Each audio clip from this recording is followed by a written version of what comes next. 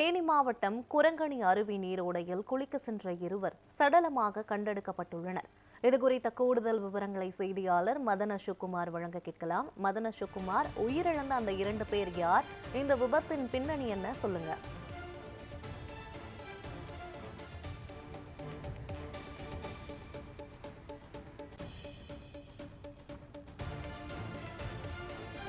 மதன் அசோக்குமார், உயிரிழந்த அந்த 2 பேர் யார்? இந்த விபத்தின் பின்னணி என்ன? எப்படி அந்த இருவர் உயிரிழந்தார்கள், சொல்லுங்க.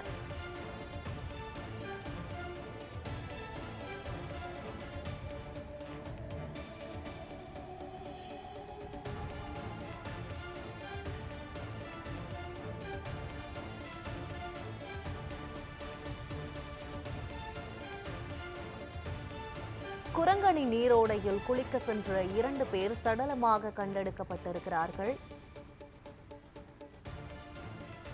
தேனியில் குரங்கணி நீரோடையில் குளிக்க சென்ற 2 பேர் சடலமாக கண்டெடுக்கப்பட்டிருக்கிறார்கள்.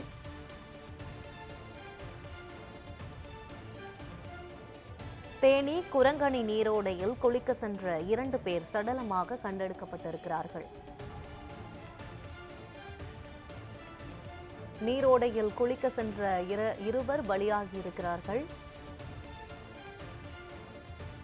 மீண்டும் செய்தியாளர் மதன் அசோக்குமார் இணைப்பில் இணைகிறார். மதன் அசோக்குமார், அந்த 2 பேர் யார்? இந்த உயிரிழப்புக்கான காரணம் என்ன, சொல்லுங்க. வணக்கம் யுவராணி. ஓடி குரங்கணி அருவி நீரோடையில் குடும்பத்தினுடன் குளிக்க சென்ற 7 நபர்களில் தண்ணீரில் அடித்து செல்லப்பட்ட இரண்டு நபர் மாயமான நிலையில் இரவு நேரமானதால் தேடுதல் பணி நிறுத்தப்பட்டது. இதனைத் தொடர்ந்து இன்று காலை மாயமான இருவரையும் தீயணைப்புத்துறையினர், காவல்துறையினர் தேடுதலில் ஈடுபட்ட போது இறந்த நிலையில் உடல்கள் மீட்பு. தேனி மாவட்டம் போடிநாயக்கனூரில் இருந்து சுமார் 11 கிலோமீட்டர் தொலைவில் தமிழக கேரள எல்லையில் மேற்கு தொடர்ச்சி மலைப்பகுதிகளில் அமைந்துள்ள குரங்கணி அருவி நீரோடை இயற்கை எழில் சூழ்ந்த அப்பகுதியில் போடிநாயக்கனூர் சுற்றுவட்டார மக்களின் முக்கிய குடிநீர் ஆதாரமாகவும் விளங்குகிறது.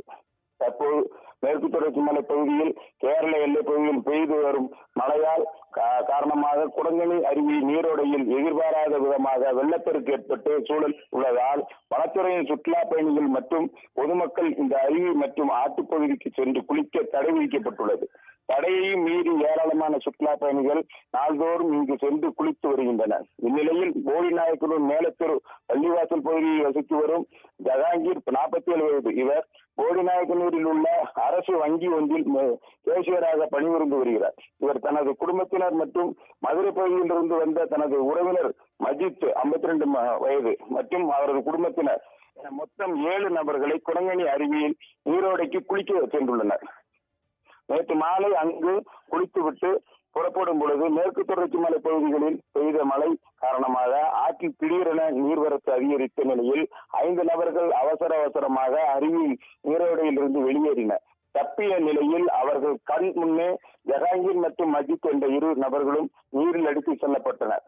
அவர்கள் விழுந்து பகுதியில் ஆழமான பகுதி என்பதால் உடனடியாக குரங்கணி காவல்துறையினருக்கும் தகவல் தெரிவிக்கப்பட்டு போடிநாயக்கனூர் தீயணைப்புத்துறையினர் தகவல் தெரிந்து அந்த சம்பவ இடத்துக்கு விரைந்து வந்தனர். சம்பவ இடத்திற்கு விரைந்து வந்த தீயணைப்புத்துறையினர் காவல்துறையினரும் உதவியுடன் தண்ணீரில் அடித்து செல்லப்பட்ட 2 நபர்களையும் சுமார் 2 மணி நேரத்திற்கு மேல் தேடியும் கிடைக்காத நிலையில் நேற்று இரவு ஆனதால் தேடும் பணி தொய்வடைந்தது.